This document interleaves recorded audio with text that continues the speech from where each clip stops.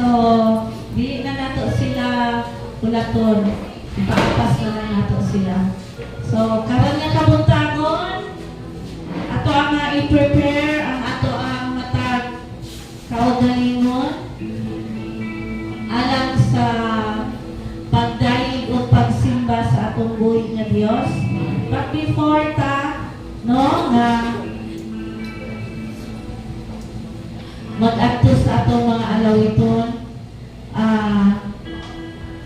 ato sa aming pagkahisgutan, no, journey sa una nga panahon ni Moses, no, sa mga katawhan sa Dios.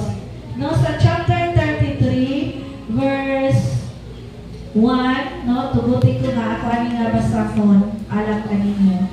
Then the Lord said to Moses, leave the place, you and the people you brought up out of Egypt, and go up to the land I promised an oath to Abraham, Isaac, and Jacob, saying, I will give it to your descendants. Verse 2, I will send an angel before you and drive out Canaanites, Amorites, Hittites, Perizzites, Hivites, and Jebusites. No? Then, so sa ubos pa anak, ingon pa ang pulong sa Ginoo sa verse 5. For the Lord had said to Moses, tell the Israelites, you are stiff-necked people. If I were to go with you even for a moment, I might destroy you. Now take off your ornaments and I will decide what to do with you. No? Mauni nga panahon nga o sa ato ang pag-istorya pa, si Lord nangluod sa iya mga katawhan, no? Sa ato ang kaugalingon nga mga version. Si Lord nasuko siya sa iya mga katawhan tungod kay naay mga butang nga gihimo sa iya mga katawhan nga wala niya ikalipay, no? So niana siya, sige Moses, dala na ang mga katawhan na imong idala gikan sa Egypt padulong sa lugar sa land na gusto nako nga ako sila nga dadon nga ako nga gi-promise ni Isaac ni Abraham. So ana siya dito na iyaha lang ang mga katawhan sa Dios, iyaha hatagan og anghel nga maoy magdala maguban kanila kay si Lord dili siya nga maguban kay sa una nga panahon ang gihimo sa Lord ko panahon sa sa gabi adunay light nga ilang nga sundon panahon sa adlaw kana bitaw murag anino nga ilang nga pangasundon mao to ang simbol nga naa si Lord nga naguban kanila apan ani nga mga panahon na si Lord na sige na Moses baka mo ana siya o naay anghel nga akong ipauban sa inyo ha pero si Moses naana si Moses nga Lord dili mi mo adto kung dili mo ba nang imong presensya kasi Lord ani magud nga mga panahon na sa ako pa nga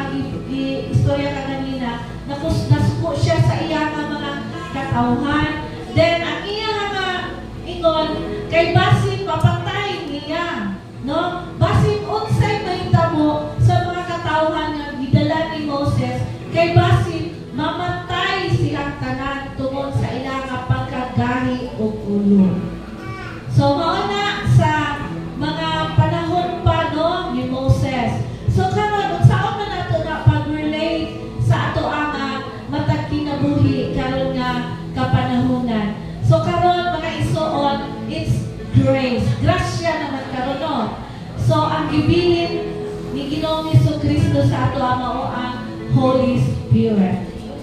So ang Holy Spirit mao ang mag-guide sa atoa kung unsa ang iya nga gusto nga ipahimo sa ato nga matag kinabuhi.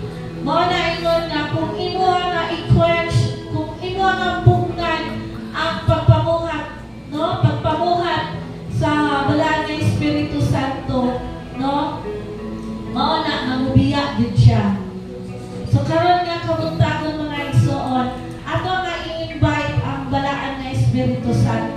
ang matag kinabuhi. Gusto ta nga kanabitaw ato ang mga sinatian ang presensya sa Lord.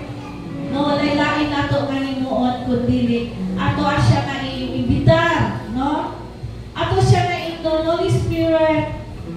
Ubanin ni Holy Spirit, musulod ka sa ako nga kasing-kasing karon nga kabuntagon.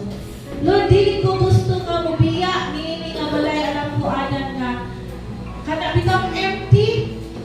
Wala ko'y nakuha, no? Wala ko'y madala. Gusto ko karon nga kabuntagon na ako'y madala. No, mao na ang ato ang dapat nga tumumong tinguha na ako'y makuha karon nga kabuntagon. Gikan sa pagdayon ug pagsimba. Kasayod ta mga igsoon, ang pagsimba mao ni ang ato ang panghalag sa atong matag kinabuhi sa ato ang buhi nga Dios.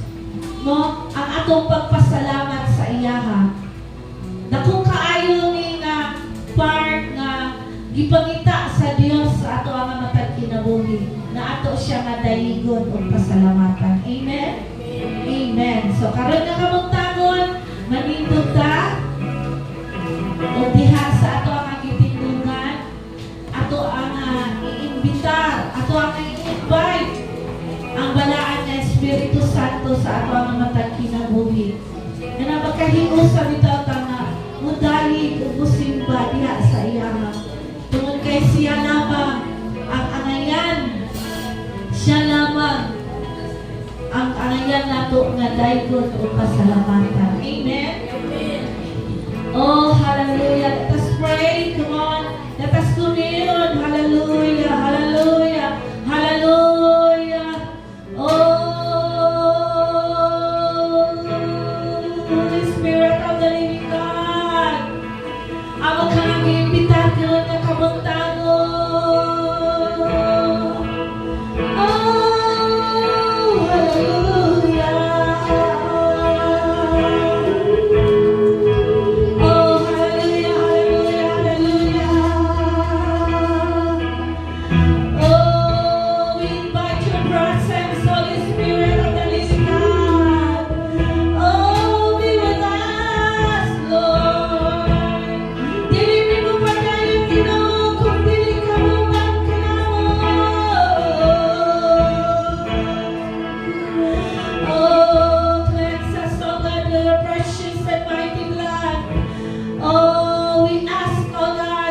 For your blood na maghinlo ka na mo karon nga kabuntagon.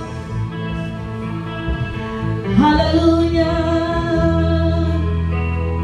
Oh Lord, gikan sa among ulo hangtod sa among tiil, O God, among gi-apply ang dugo ni Ginoong Jesucristo aron mahimo kami nga angayan karon nga kabuntagon.